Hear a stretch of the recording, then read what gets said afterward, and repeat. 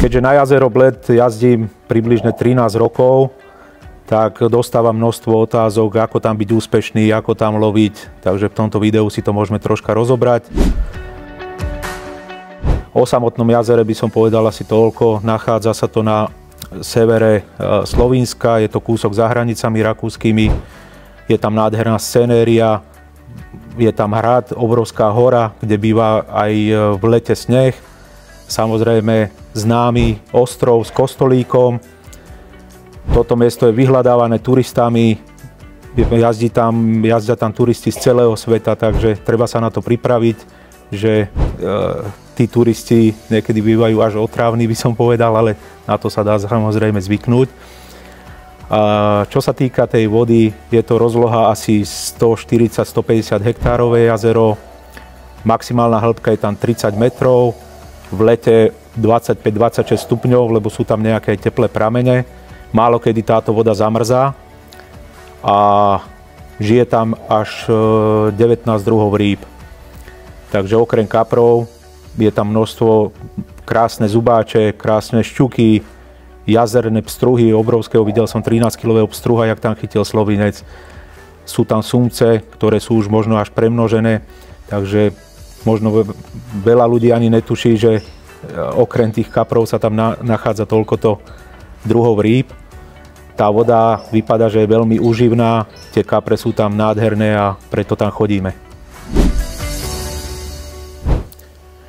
Čo sa týka nákupu povoleniek, to je už troška komplikované.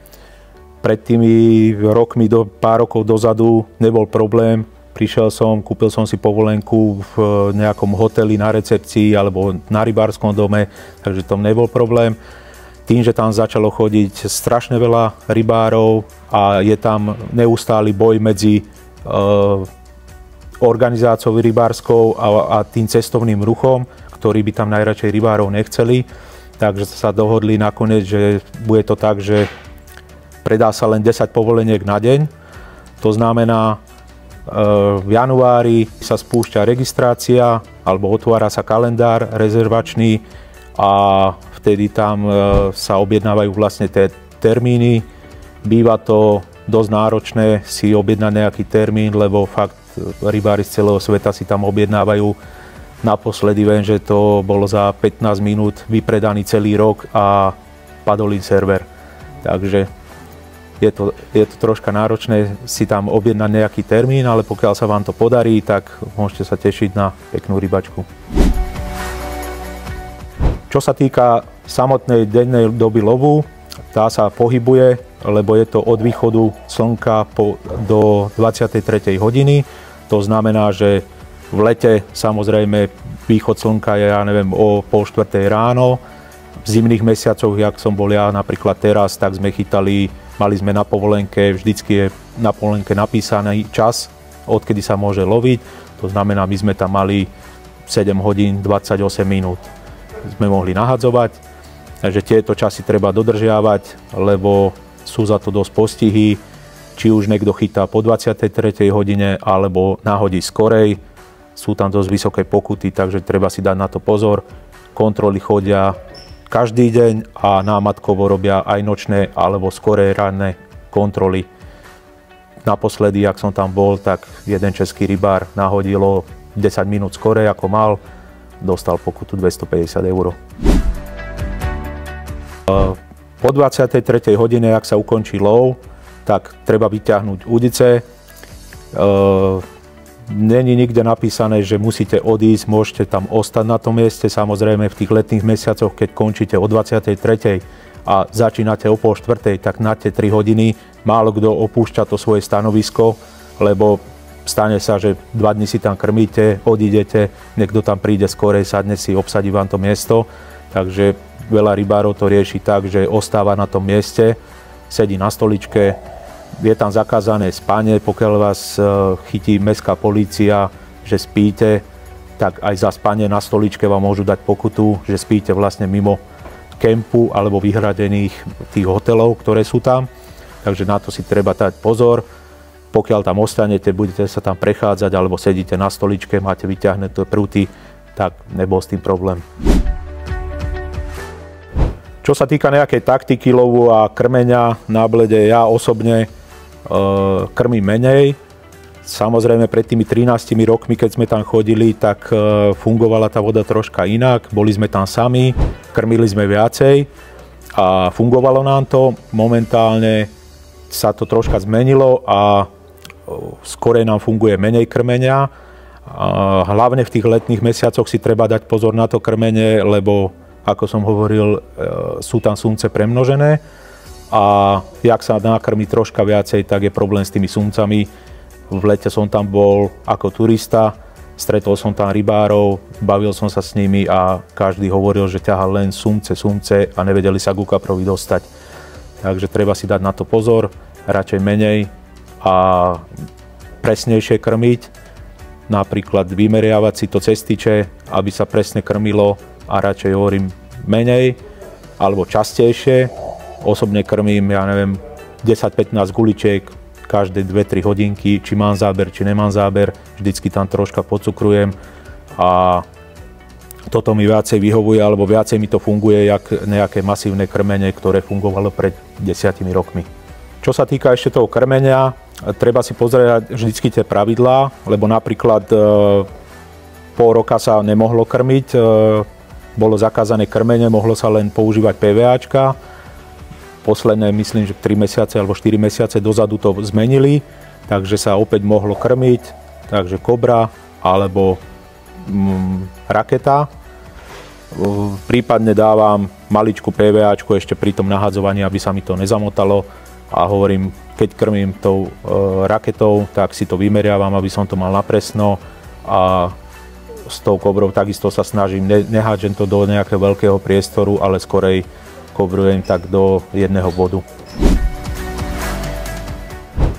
Moje obľúbené nástrahy na blede, tým, že chytám MIG-Bites, tak sú to produkty MIG-Bites.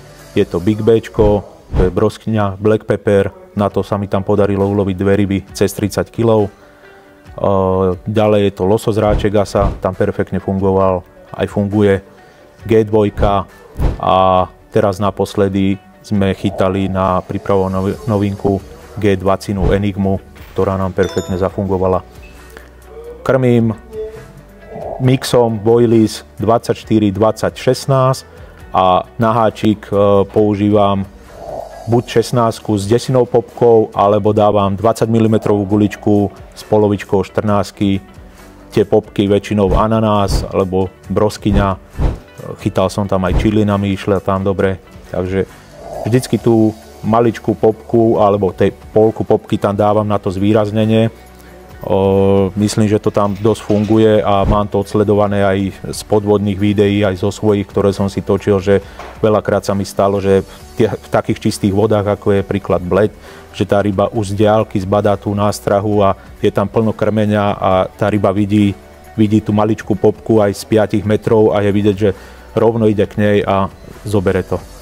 Takže odporúčam, čo sa týka tých nástrah, hovorím, radšej menšie nástrahy a netreba to tam selektovať, lebo videl som veľakrát, talianskí rybári používajú 24 gula, 18 popka k tomu a veľakrát boli bez ryby a ja som ich prechytal na maličké nástrahy. Čo sa týka nádvescov, ktoré používam na blede, tak najlepšie sú také, čo sa nemotajú pri nahadzovaní, tým, že sa tam len nahadzuje. Takže kombinovaný fluorokarbón, posledné 2 cm mäkká šnúrka, háčik, osobne používam od Gardy, Ultrasharpy 6 alebo 8 a nástrahu, ako som spomínal, 16 s desinkou alebo 20 s polkou popky. Takže toto sa mi tam osvedčilo, toto tam chytám a funguje mi to. Výber lovného miesta na blede není nejaký komplikovaný, lebo väčšinou mám to jazero obehnuté, mal som tam aj čln, mal som tam sonár, som si to obehal. Bol som zvedavý na tie hĺbky a jaký tam je terén, takže väčšinou tie miesta obehal som asi polku bledu a všade to bolo rovnaké. 10 metrov od brehu, 10 metrová hĺbka, ktorá sa postupne zvažuje. Na tých 90 metrov, 80, čo sa najčastejšie chytáva, na niektorých miestach sa dostanete na 12 metrovú hĺbku, niekde 14 metrová, 16 metrová hĺbka, 18 metrová, takže tam netreba sa báť tých hĺbok akože. A tam, kde sme chytali, alebo najčastejšie miesta, ktoré navštevujem, tak okolo tých 15-16 metrov sa tam pohybuje tá hĺbka pri tých 90 metroch. Čo sa týka tých lovných miest, veľakrát dá sa povedať, že tie fotky sú z tých istých flekov. Tá voda je pomerne veľká, ale tie lovné miesta, je ich tam fakt, že pár, lebo sú tam neprístupné brehy, alebo sú stromy nad hlavou, že nedá sa nahadzovať, nedá sa tam zdolávať, takže preto tie fotky sú stále z tých istých miest, vždycky pozadí kostolík alebo podobne, takže preto je tam aj taký boj o tie miesta, jak sa hovorí. Keďže som sa nedávno vrátil z Bledu, tak si o tejto výprave môžeme povedať troška viacej. Takže išli sme na Bled s Tomášom Trefilom, mali sme 5 dní lovu, po príchode nás čakal sneh, takže sme sa potešili, že možno sa nám podarí kapra na snehu. Ten prvý deň sme nakrmili opatrne, len nevedeli sme, že ako bude ryba reagovať, takže išlo len ráno sme hodili každý pár rakiet, pár guličiek obrov. Na háčiky sme, alebo pod háčiky sme dali každý nejakú inú nástrahu.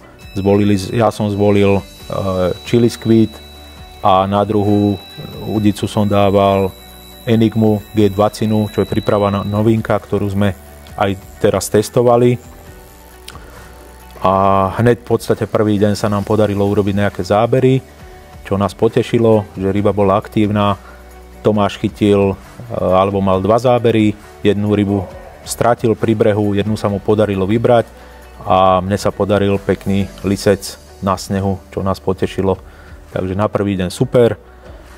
Druhý deň ráno sme opäť nakrmili menej a asi po 2 hodinkách od začiatku lovu mal Tomáš peknú jazdu, vyťahol krásneho kapra, lisca 23,5 kg.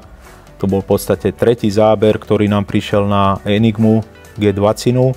Takže po tejto rybe už sme nasadili túto nástrahu na všetky prúty, lebo už to nebola náhoda, že v tretí záber na tú jednu nástrahu, tak sme to vsadili všetko na jednu kartu.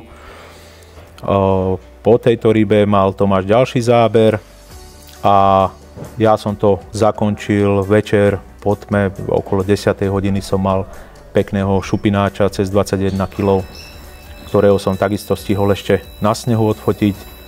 Takže boli sme spokojní, že bez ryby v podstate už z tejto výpravy odchádzať nebudeme.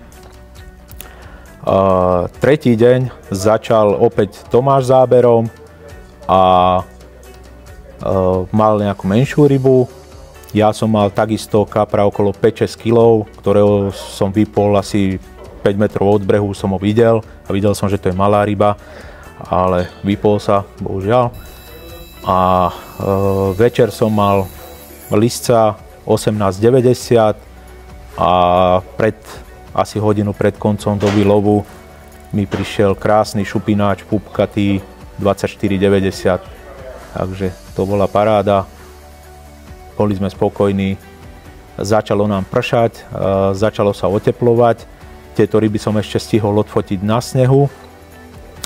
Štvrtý deň, keď sme prišli ráno k vode, tak pršalo, po snehu už nebola ani stopa a paradox bol, že ako náhle sa oteplilo, čakali sme, že tá aktivita rýb bude troška väčšia, ale opak bol pravdou. Už sa nám nepodarilo uloviť žiadnu rybu a takisto dopadol aj posledný deň, že kedy sme boli už úplne bez ryby. Čo sme mali nejaké informácie od kontrolóra, ktorý obieha každý deň jazero, tak sme sa pýtali, čo chytili ostatní rybári, tak myslím, že sa tam za tie posledné 2 dni chytili asi 2 ryby na celej vode. Takže tam nevieme prečo, ale jednoducho tie ryby nemali záujem a aj my sme boli tie posledné 2 dni bez ryby.